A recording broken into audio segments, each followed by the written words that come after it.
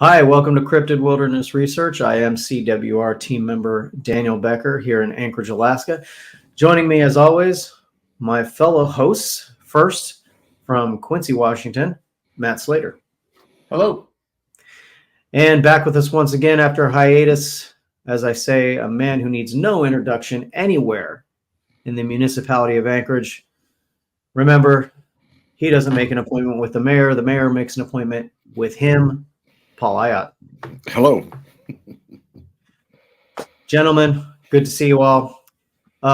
If you guys remember back in our first podcast, we talked about the scenario of being out there in the field and being confronted with a Sasquatch and what would happen and how we would react if we actually were put in the position where we had to shoot one.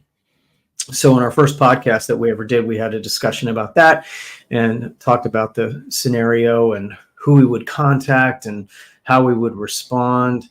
And so back in April, CWR team member and researcher consultant William Lunsford and I actually traveled to a property and met a gentleman who claimed to have done just that. He claims to have shot a Sasquatch. So how did you and William end up out there? Tell us where you were at. So actually we ended up out there because a gentleman had contacted William Lunsford saying that he had what he believed to be aggressive Sasquatch on his property. And he requested that William come out and take a look. And so I accompanied him. And while we were out there investigating this property, this gentleman who happened to be a neighbor of the individual came over and told us his story. So what I can tell you is that it was in Arkansas. It was about 2 miles away from the Oklahoma border, which, as we all know, Arkansas and Oklahoma are hotbeds for Sasquatch activity. So that's how we actually ended up out at this property. It was for something totally different, but this gentleman was invited over by the homeowner also to tell us his story. And it was quite fascinating. Yeah. So we have a video clip here that you recorded. Tell us about the video clip. So the video clip is of the gentleman giving, this is just a small clip of the gentleman giving his account of what transpired on the night that he allegedly shot the Sasquatch. So there were several of us present in addition to William Lunsford and I. So you're going to hear other voices. You'll hear my voice, you'll hear William's and some other people. I chose not to film his face while he was telling this story because I wanted us to have an opportunity to share the story. So this took place out in the country, way out in the country in Arkansas. And you're going to hear the gentleman telling his account. All right. And so I'm going to go ahead and play the video clip. And also, folks watching, just turn your volume up a little bit. It is a little bit quiet. Shooting laying there, then I'd see him red-eyed, and just not even a minute. Were you shining a flashlight and saw the eyes? Yeah. Gotcha. Yeah. And then I'd hear something behind me. Ain't no way he could have made that distance. It had been two. And then I hunkered down there in a swell of a tree, to protect my back and shit. And then he'd be out there again, then he'd be back behind me, and he'd shake a tree or something, and you'd hear a little like that every now and then. And then when he come back out in that shooting lane, I shot. And he made some damn noise. I can't even mock it, what squalling he did, and tore the ground up and left out. Didn't kill him? Didn't get the body on him? No. Jawbone on the ground. Jawbone, that's crazy, Yeah. man. So you run out of there. Paul, Yeah, I got the hell out of there. So Went back you- next day and found that tooth and that piece of jawbone. Have you been back hunting there anymore? Oh, yeah. Have you? And Yeah. he never does come back and try to get you. You must have killed him, I bet you. He probably died. Yeah. They still like it. That's There's cool. a bunch of sloughs and stuff. It's kind of like this. They probably got in that water. Yeah. He's out there mad as hell, disfigured. Yeah. And about a month ago, me and a buddy of mine was working on an old pickup I got down there.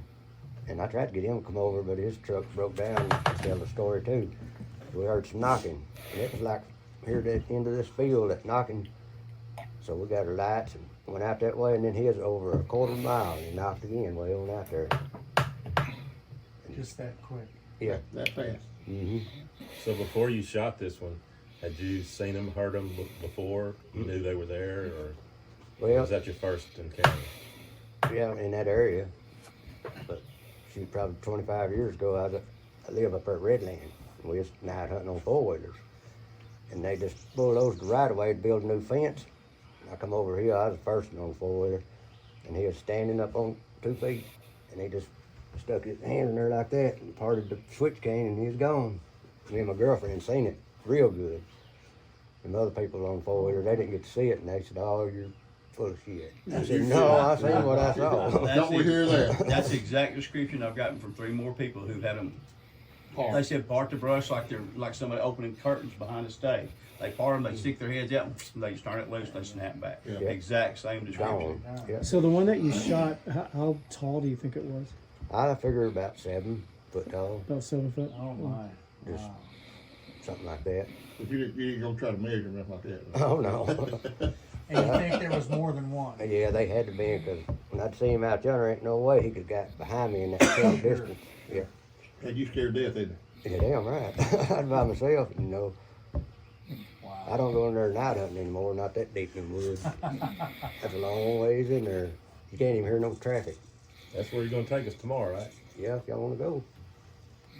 We'll go in daytime. Well, we may have to vote on that. This one,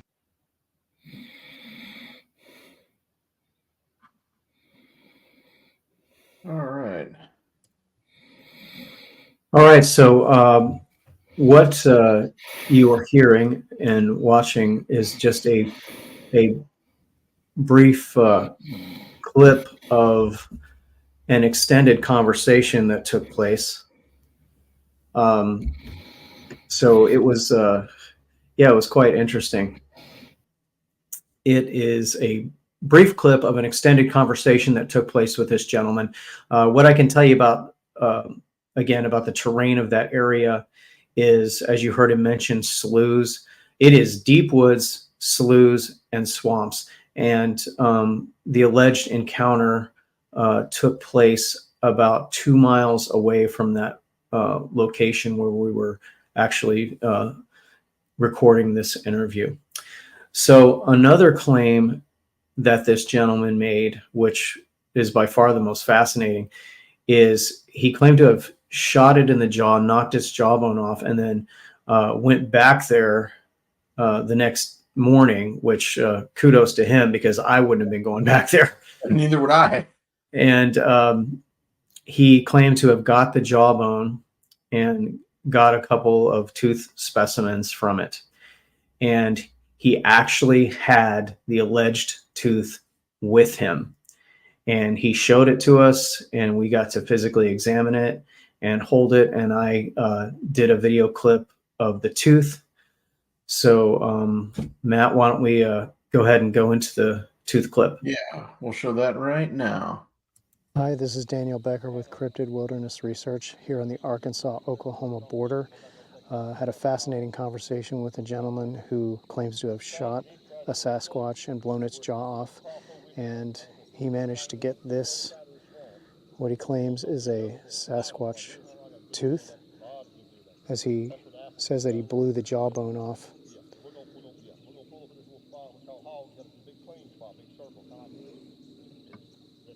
We'll be posting a picture of this so you can get a better close-up look. Again, this is Daniel Becker with Cryptid Wilderness Research with Field Report.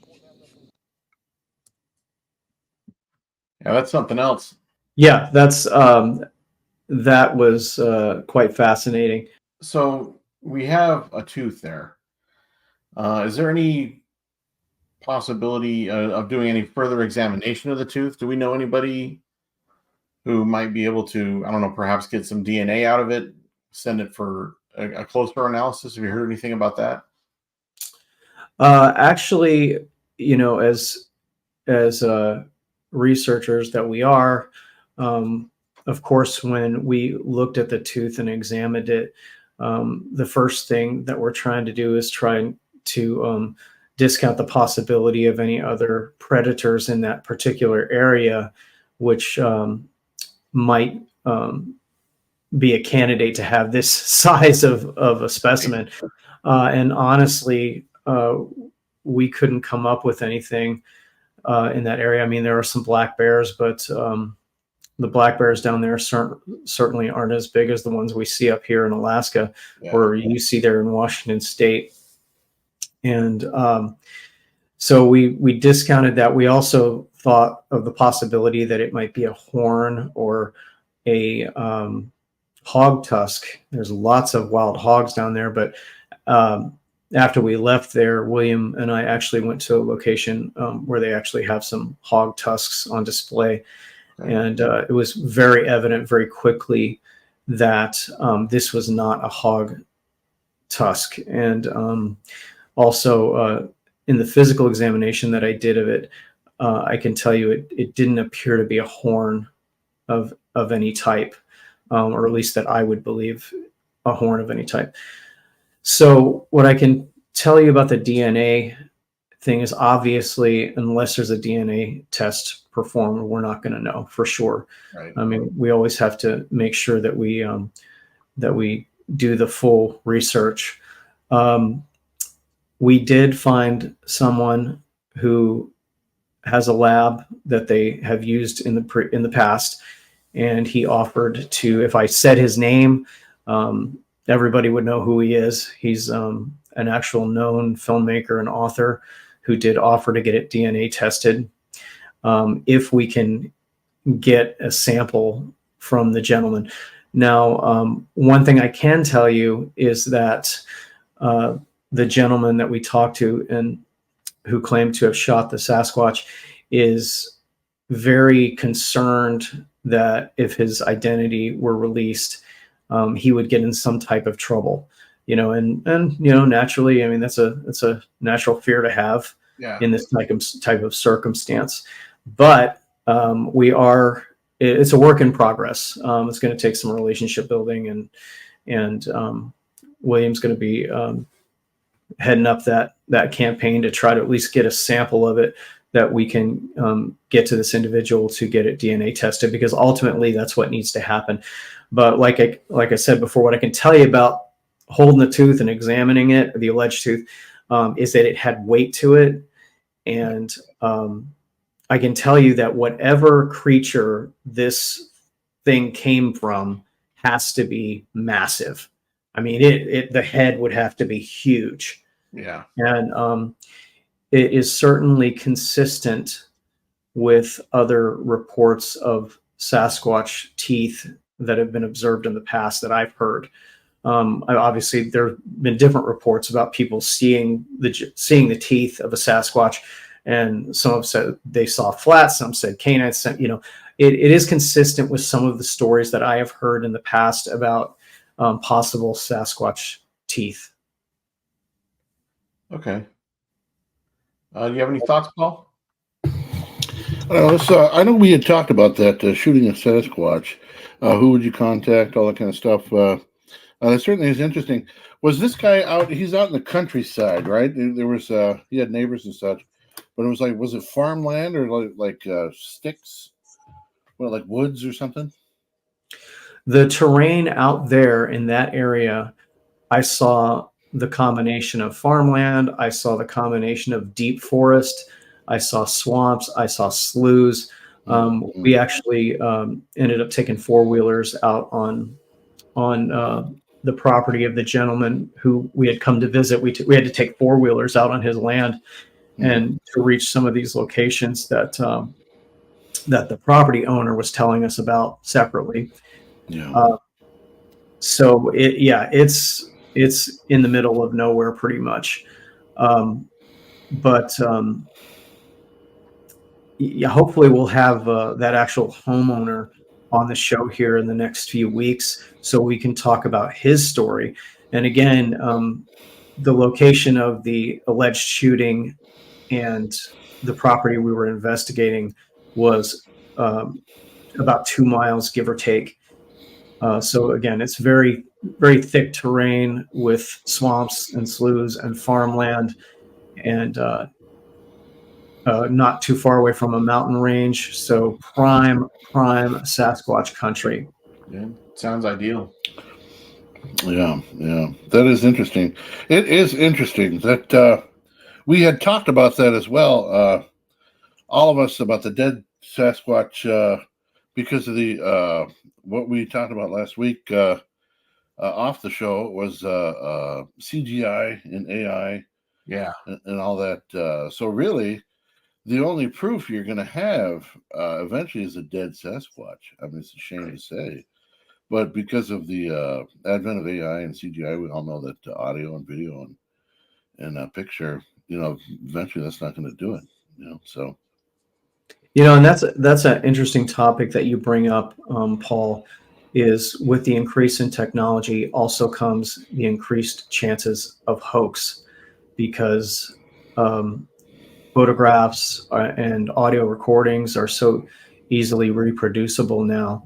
And I actually haven't heard too many people talking about that, so as you point out, science is ultimately going to need a physical specimen, whether that's a dead Sasquatch or a tooth or a limb or something, but excellent point. And that's something that researchers really need to discuss, is how are we going to address the technology hoaxes that actually we're already seeing them on the Bigfoot pages, on the dirt sheets and the social media posts of people trying to pass off pictures as legitimate. And I mean, with the technology, some of them you can tell right away that it's bullcrap, but others, you got to sit there and go, oh, I'm not sure.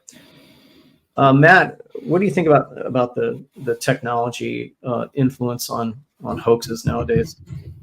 Yeah, and it's something that really needs to be considered when you're looking at photos and videos. If you're a person who is a part of these tertiary communities that look and discuss, and they post this and like, oh, look at this, I got this and that. It's like, you got to pay attention to it real close, because there's an ever increasing chance that it's not genuine. Is with the advent, especially of AI, like automatic image generation and video alteration and stuff like that, utilizing AI, it's getting more difficult. And like we're saying here, that you're going to need a physical specimen to have any sort of solid proof, because now and going forward, a simple video isn't going to be enough. Right. Paul, let's go back to something that the gentleman stated in how the creature responded after it was shot, and the scraping the ground. And you're an Alaskan outdoorsman. Have you seen that type of response in any of the large predators that you've shot up here? Oh yeah, a buddy of mine, Ralph, had killed a bear and shot it in the heart. After he opened it up, the heart was disintegrated. Well, he shot it once, okay, and that sucker took off and ran about 5 miles. So it's amazing, that the either the metabolism or something that big, you can shoot it and it'll still keep going, which is kind of freaky. You know what I mean? Yeah. That is just something else. What I can also tell you about this individual is that obviously the three of us, having the background that we do, all of us have received training in behavior detection. Yeah. And what I can tell you in my conversations with him, both on the video there and off the video, my chances to talk to him privately, is that his body language and displayed behaviors did not indicate any signs of deception. Obviously, we use the term alleged just because we have no DNA evidence yet to support what it is. But I also have no doubt in my mind that this gentleman was telling the truth and relaying an actual experience that happened to him. So no doubts in that area at all. I can tell you again that I wouldn't have been going back there. Yeah. But and unfortunately, William and I had to leave that evening, so we did not get to go out to the actual spot where it occurred. But the next time down there, we're definitely going to make that effort. And again, William is going to continue his efforts to try to gain a sample of that alleged tooth to get DNA tested. And once we get that done, we'll definitely make the results readily available and talk about it on the podcast. So guys, if you, again, let's revisit this. If you're out in the field and you get put in a position to where you need to shoot, Matt, let's start with you. Tell us your responses and what you would do. Well, if I got to shoot, I'm going to shoot. It's clear cut to me.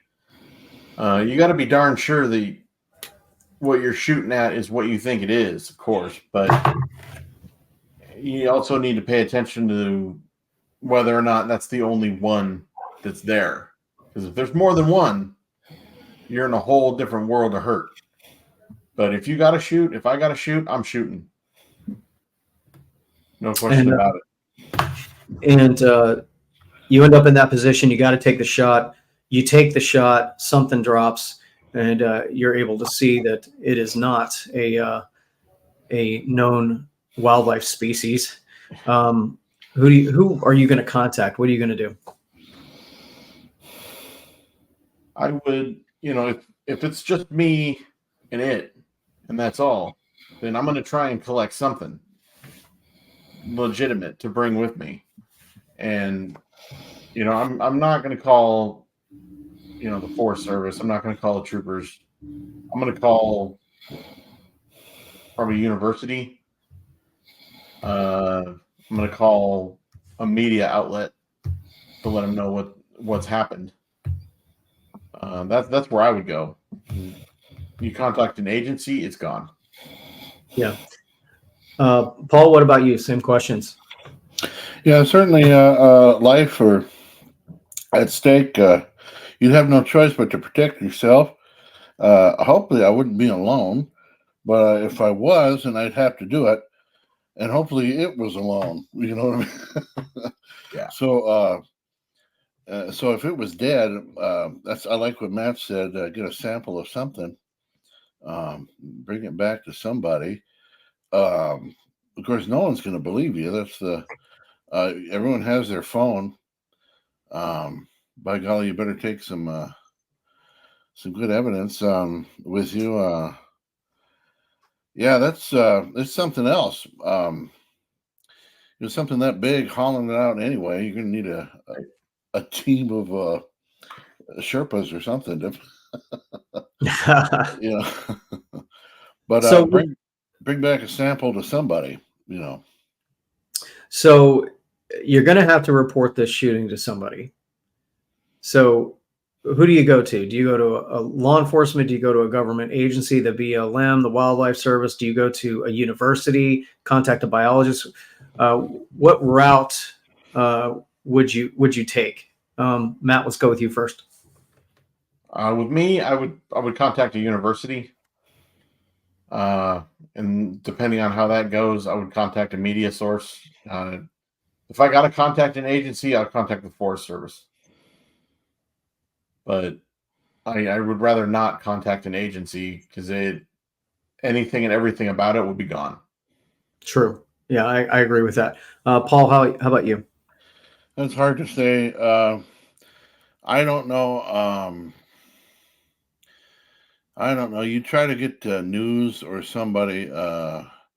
If you call, you have a satellite phone, or if you're out in the middle of the sticks, so you're gonna call somebody. So, are they going to come out in the first place, or are they not going to believe you and think you shot a bear?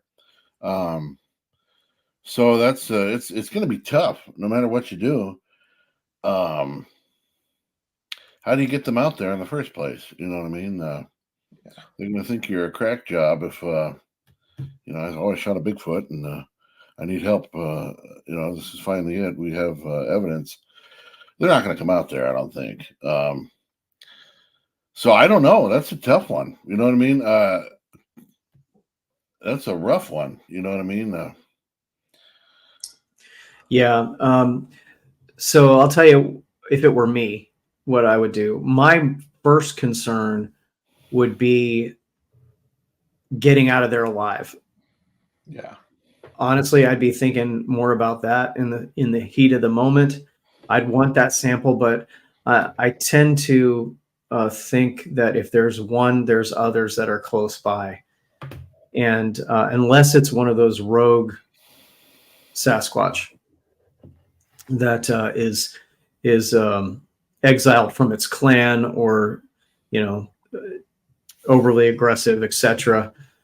But my main concern would be, are there others here, and am I going to make it out of here? So after I shot, I would probably I'd want that sample, but I don't know if I was by myself, if I was by myself, I wouldn't be brave enough to go and try to get something. I would be more concerned about getting out of there alive. And but if I was with somebody that could cover me, then I would definitely try to grab that sample.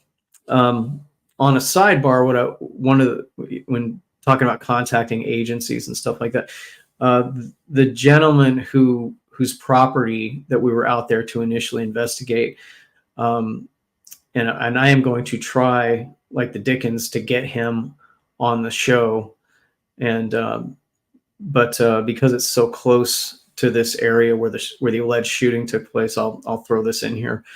The gentleman had some deer on his property that were just being ripped in half, and legs broken, necks broken, and also deer that he was finding that just had its legs broken and inner organs removed.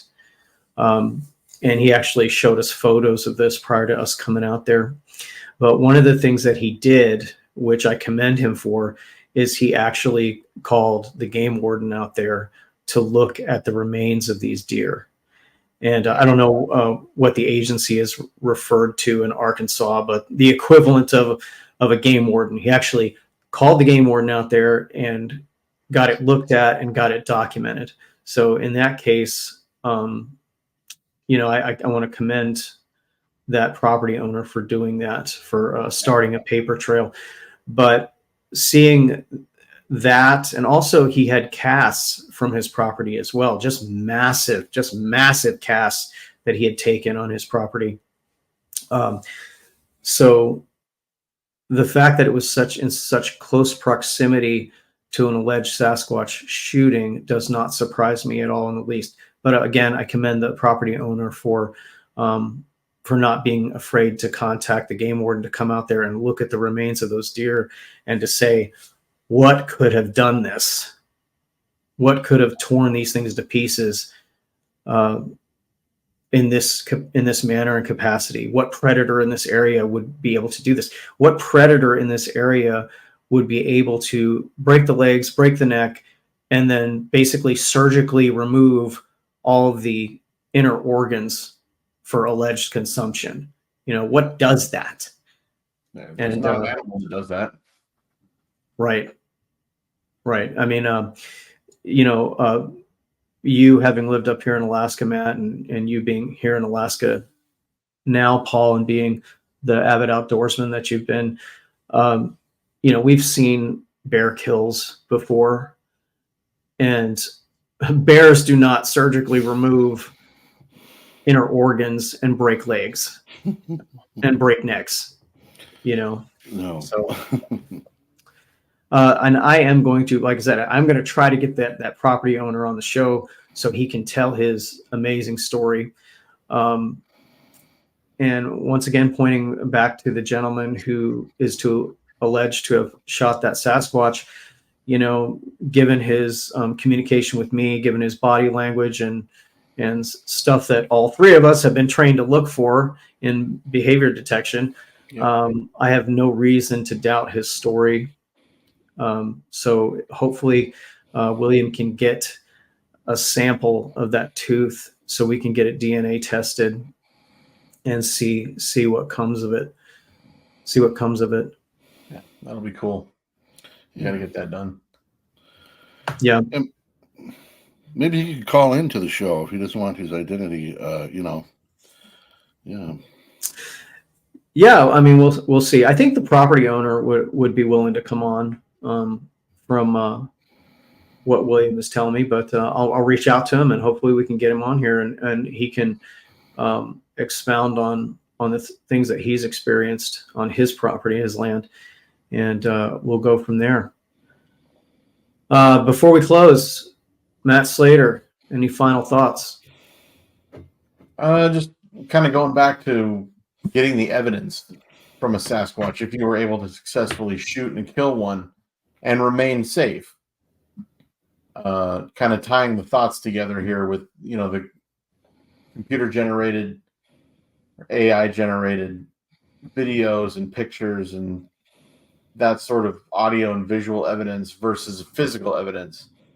I don't want to get too grisly here, but it would probably be wise in an evidence collection way to retrieve more than just hair or a tooth. I'm talking about maybe retrieving a whole limb, because that would be very difficult to fake. Oh, absolutely. Get too grisly with the whole situation, but you're being realistic. I mean, we got to be realistic about this. Yeah, and it's got to be something that will, beyond the shadow of a doubt, provide evidence of something that's considered to not be real by many of the scientific community. It's hard to disprove a whole arm, Agreed. Completely agree. And I absolutely agree completely. Paul, let's go to you. What do you think, man? Oh yeah, that's it. That's unfortunately, I think that's it. A sample, whether it be a body, an arm, something, because nothing else will be. You can't prove anything nowadays without physical sample. Yeah, because of CGI and AI and everything. So unfortunately, that's where it's at. So I haven't heard any other podcast talk about it. It'll be interesting to get other people's take on what we're talking about. Absolutely. And once again, just so everybody knows, we here at CWR, our team members, our researcher consultants, do not endorse going out there and just shooting a Sasquatch on site. The only thing that we do endorse is if your life is in danger and you have no other choice, then you need to protect yourself and your loved ones. And that's our official position. Gentlemen, thank you so much again for another good episode. A little bit shorter today, but I think we got some important topics and comments in. Again, if you've had an experience and you'd like to be on the show with us, please contact us at cryptidwr@gmail.com, or you can contact us through our YouTube channel in the comments and we can get in touch with you. We'd love to have you on so you could share your experience. And remember, when you share your experience, it inspires others to be comfortable enough to share theirs. So you're always welcome on our show. Gentlemen, Great seeing you again. So once again, for Matt Slater in Quincy, Washington, Paul Ayat, just a few short blocks away from me in Anchorage, Alaska, and myself, I am Daniel Becker, CWR team member. Thank you so much for joining us, and we will see you next week.